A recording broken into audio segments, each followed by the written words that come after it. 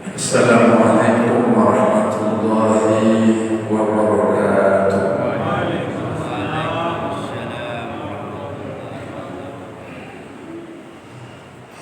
Alhamdulillahi rabbil alamin alladzi ja'ala syahra ramadhana lil mu'minin wassalatu wassalamu ala rasulillah wa ala alihi wa sahbihi wa mawala ma'am. Ketika Rasulullah sholat subuh berjamaah pada rakaat kedua, lama beliau rukuk, tumben rukuknya lama, mungkin sekitar 30 menit. Pernah nggak kita ngalami itu? Nggak pernah. Selesai sholat,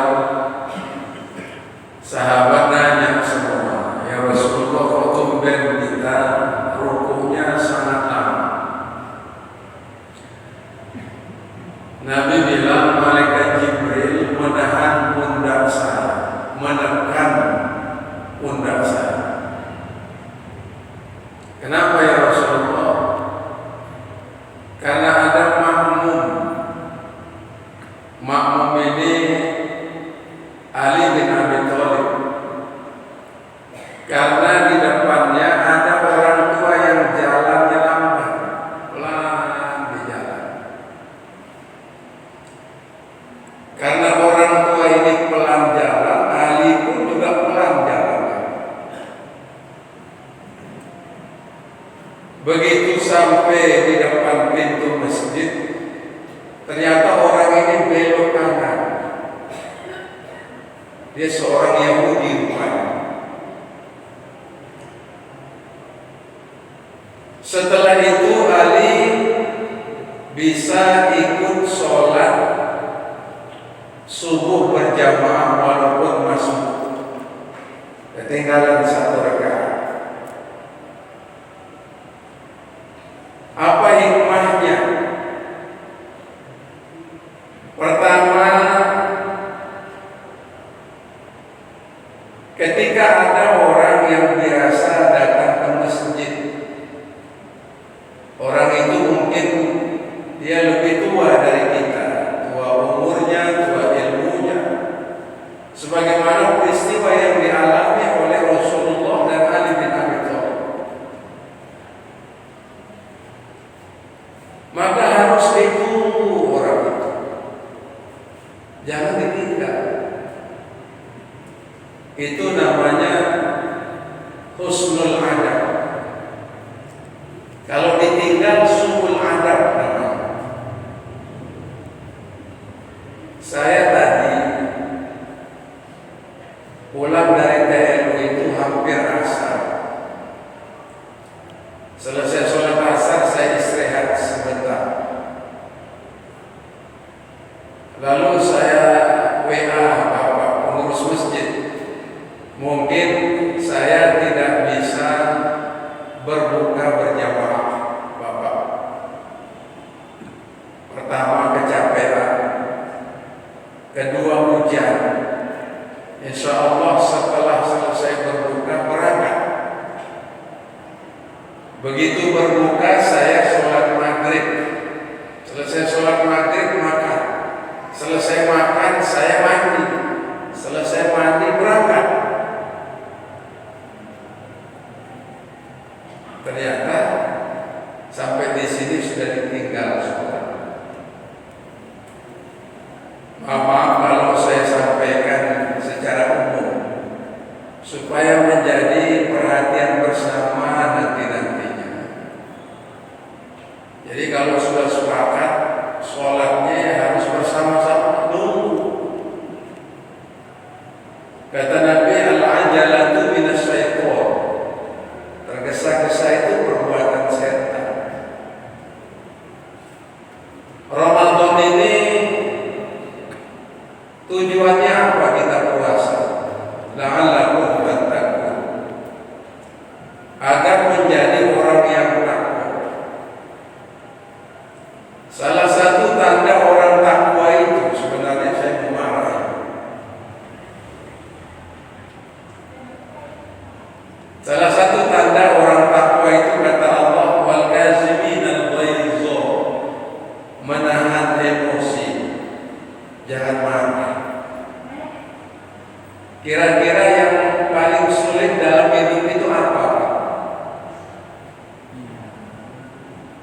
nahan buang air, walaupun di hadapan kita bupati, gubernur, tuan guru, bahkan lagi sekolah, kita pasti batalin itu supaya segera dibuang ya. Nahan syahwat itu berat, nahan emosi itu berat, nahan marah itu berat. Kalau nahan lapar itu gak berat. Saya yakin jamaah biasa menahan lapar, nahan haus. Kita ini kan sebagian besar ditakdirkan serba susah, serba sulit, serba kekurangan. Sudah terbiasa sabar, betul. Seumur hidup sudah biasa sabar. Tapi nahan emosi, nahan amarah itu gak ada orang mampu.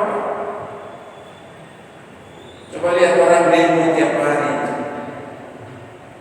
marah sama siapa? Marah sama pemerintah kan? Karena dianggap negara tidak aman, ketidakadilan dirasakan oleh masyarakat banyak. Oleh karenanya, kalau kita mampu menahan amarah, mampu menahan emosi, tidak menimbulkan pertengkaran, perdebatan, kebencian, caci maki dan merendahkan orang lain, kita sudah termasuk dalam kategori takwa itu. Luar biasa rupanya. Jadi syarat untuk dapat predikat takwa itu tidak gampang. Ada di satu masjid di Kecamatan Labuan Hati, imamnya ditarik. Hanya gara-gara beda pemahaman. Terjadi baku hantam di masjid. Terjadi. Ternyata memang menahan emosi, menahan marah itu sulit. Jamaah yang dirahmati oleh Allah, sebab itu sesuatu yang tidak menyenangkan dalam hidup kita. Ada saja yang tidak menyenangkan. Entah perilaku suami kepada istrinya, perilaku istri kepada suaminya, perilaku anak-anak kepada orang tuanya, atau tetangga dengan tetangganya, atau jamaah dengan jamaah. Maka pintu satu-satunya untuk bisa menjaga hubungan dengan cara menahan emosi supaya tidak marah. Kata Rasulullah SAW, siapa yang sanggup menahan marah, walakal jannah, maka dikasih surga oleh Allah, kata Nabi. La taqdar walakal jannah, jangan marah, kau dapat surga. Ramadan ini memang banyak ujian. Ujiannya sesuatu yang mungkin menurut ukuran kita pahit, sulit, susah, berat. Yang hadir ini sudah punya baju lebaran belum? Belum ya? Kenapa belum? Nggak ada uang? Iya. Sama Pak. Udah nggak ada uang, dihina orang, ya itu mungkin meletup-letup emosinya. Betul apa tidak? Semua naik. Tapi disitulah karakter seorang muslim. Ketika dia sanggup menahan marahnya, menahan emosinya, maka dia sudah dianggap dan mendapatkan predikat takwa dalam pandangan Allah Subhanahu wa Ta'ala. Perpecahan, pertengkaran, percekcokan, dendam, fitnah itu sampai saat ini mewarnai kehidupan kita berkeluarga dan bermasyarakat di mana saja. Allah. Makanya mari lewat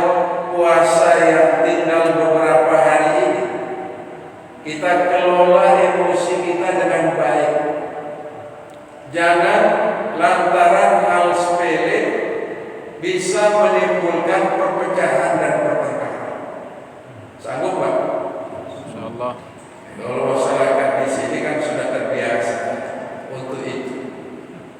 Tetapi terkadang karena situasi dan keadaan bisa menimbulkan letupan-letupan kecil dalam perjalanan kehidupan kita ini. Maka jangan marah, tahan marah itu. Kalau nahan yang lain, nahan lapar bisa, nahan haus bisa, nahan tidak punya baju baru bisa, nahan tidak punya motor baru bisa, nahan tidak punya rumah baru bisa kan? Tapi nahan yang satu ini begitu luar biasa. Rasulullah pernah duduk dengan sahabat sekaligus mertuanya Abu Bakar Siddiq radhiyallahu anhu. Datang orang Arab Badui mencaci maki Abu Bakar. Nabi senyum, Abu Bakar senyum. Besok lagi datang orang Arab Badui mencaci maki Abu Bakar dengan cacian yang sangat merendahkan. Nabi senyum, Abu Bakar senyum. Lalu hari ketiga ketika Nabi sedang duduk, datang lagi orang Arab Badui mencaci maki dengan cacian yang sangat keji dan menyakitkan hati. Tumben Abu Bakar menjawab caci maki. Kalau digambarkan kalimatnya gini, bangsat kamu. Abu Bakar bilang, kamu juga. Hanya ucapan itu menyebabkan Rasulullah pergi meninggalkan Abu Bakar. Lalu Abu Bakar mengejar Nabi, ya Rasulullah, limaza taraktani, kenapa kau tinggalkan aku?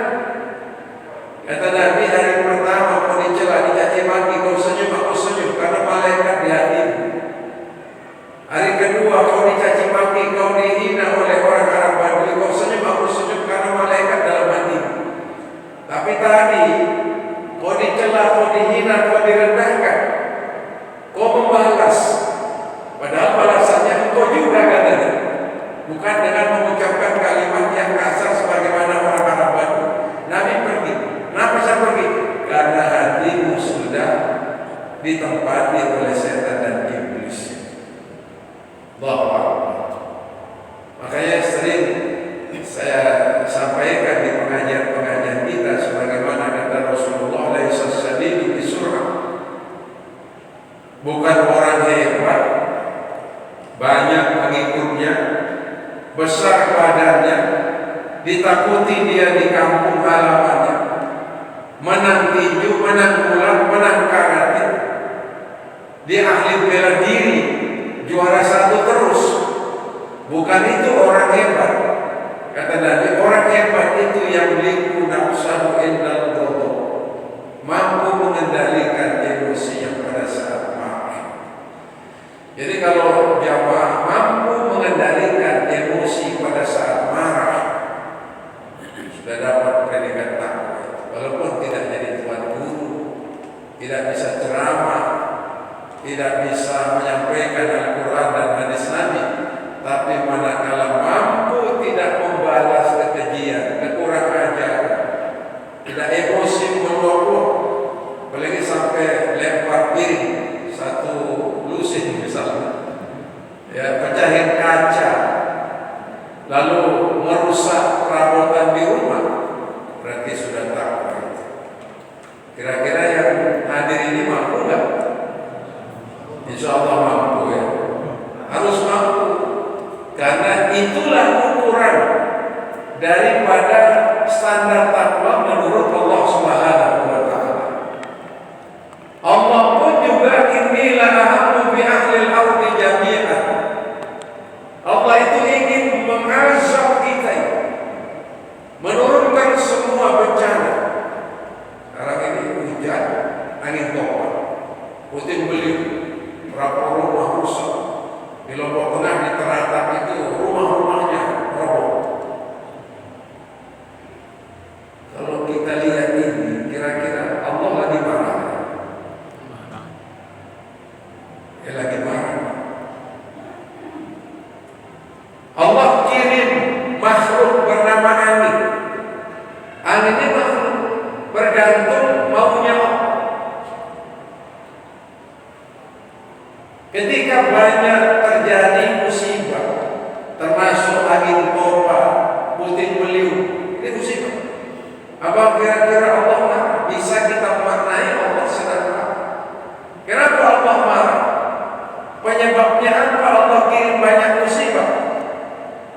Dalam Al-Quran, salah satunya penyebabnya zalika bi'annahum kanu yakfuruna bi'ayatillah. Banyak orang ingkar kepada ayat-ayat Allah. Ingkar kepada ayat Allah maknanya apa? Ayat itu dua. Ada ayat kauliyah, ayat yang terucap Al-Quran ini. Ayat kauliyah bisa dibaca, bisa diperdengarkan. Ada ayat fi'liyah. Ayat itu artinya tanda-tanda kuasa Allah. Ayat fi'liyah itu yang Allah ciptakan. Langit, bumi, surga, neraka, jin, manusia, bumi beserta seluruh isinya, itu ayat yang tercipta oleh Allah Subhanahu wa Ta'ala. Ada orang ingkar kepada ayat yang terucap. Misalnya Allah dalam Al-Quran menjelaskan wa'tasimu bihablillahi jami'an wa la tafarraqu. Berpegang teguhlah kepada tali Allah. Maksudnya berpegang teguhlah kepada Al-Quran, kepada hukum-hukum Allah. Wala tafarraqu, jangan bercerai-berai, jangan berpecah belah. Tapi kita berpecah belah, ya, gara-gara beda guru, beda organisasi, beda partai politik, beda pilihan, orang berpecah belah. Ini kita ingkar kepada ayat yang terucap. Banyaknya hutan digundul, itu juga sebagai penyebab Allah marah. Dalam ayat yang lain Allah jelaskan zaharul fasadu fil barri wal bahri bima kasabat aydin nas. Terjadi kerusakan di bumi dan di laut karena oleh tangan-tangan manusia. Ingkar kepada ayat Allah menjadi penyebab Allah kirim musibah. Falamma nazartu ila umari buyuti wal mutahabbina fi.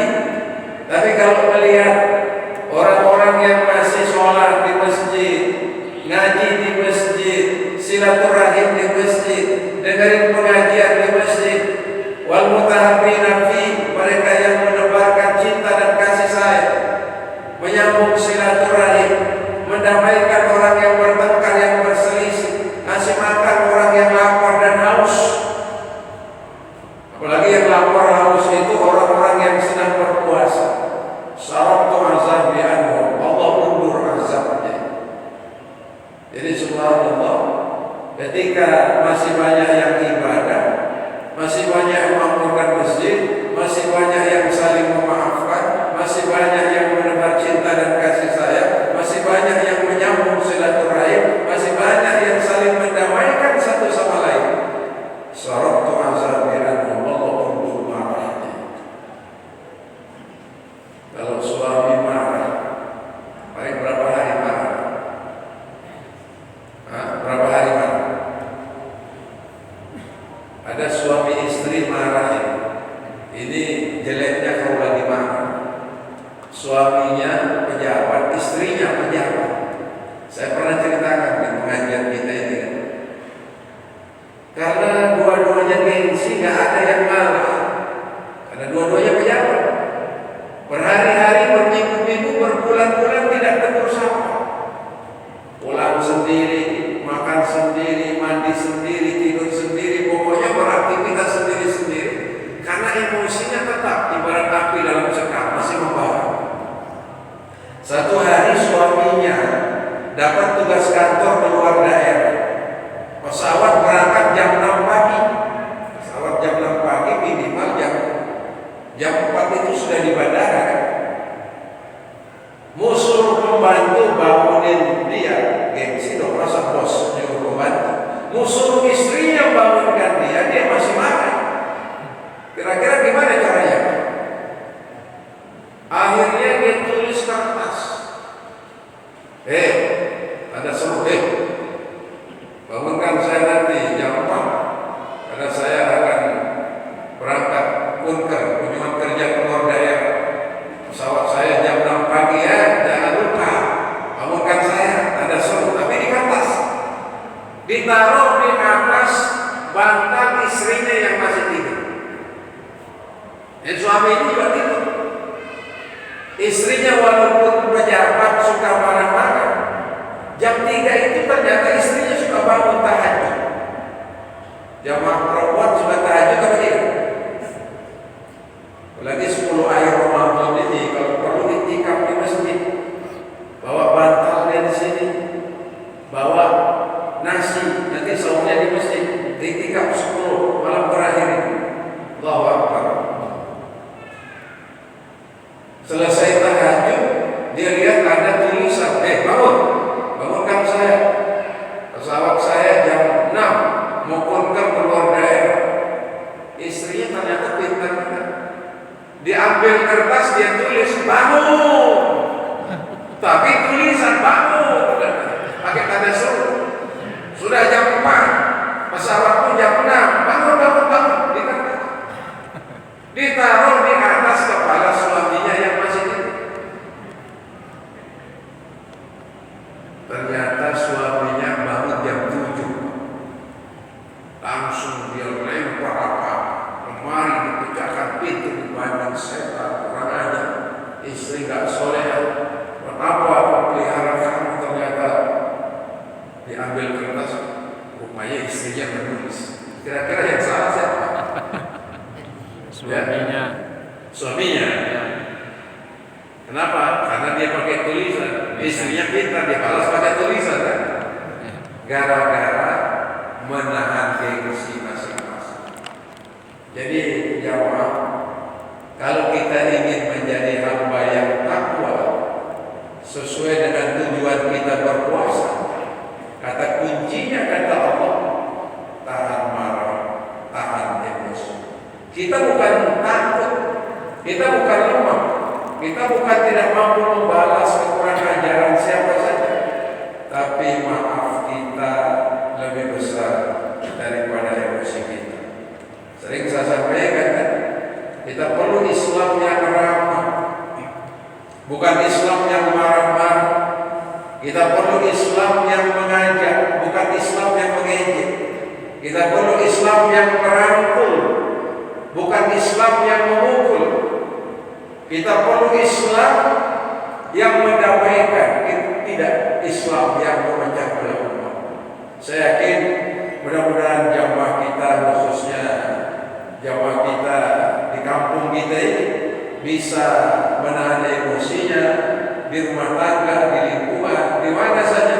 Mungkin dirugikan oleh orang dalam urusan-urusan duniawi dan lain sebagainya, tapi ketika kita sanggup menahan emosi dan marah, dan itu bisa menjadi keteladanan di tengah-tengah keluarga dan masyarakat. Allahu a'lam bishawab. Jadi ya, Ramadan kita tahun ini insya Allah genap 30 hari. Jadi lebarannya sama.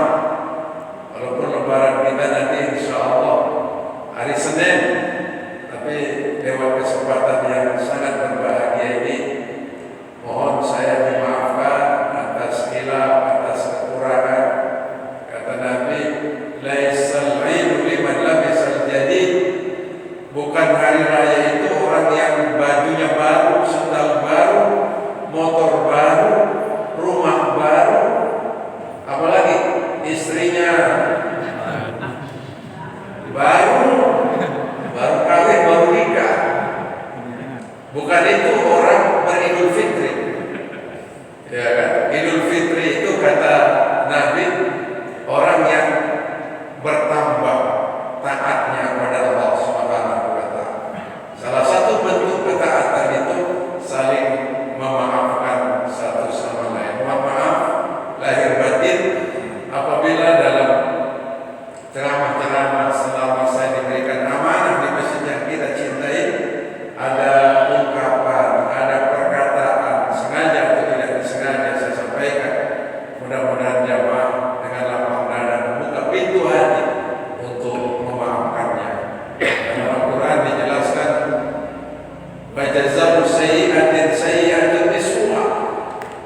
faman afa wa aslaha fa ajruhu 'ala Allah.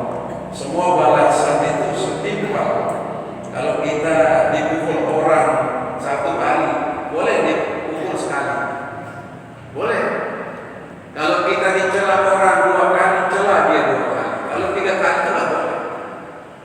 Kalau kita diambil hak kita, ambil haknya lagi, boleh. Ini makna wa jazaa'u sayyi'atin sayyi'atun misluh. Boleh membalas sesuatu dengan apa yang dilakukan oleh orang lain. Tapi sambungan ayat ini indah. Apa sambungannya? Faman afa wa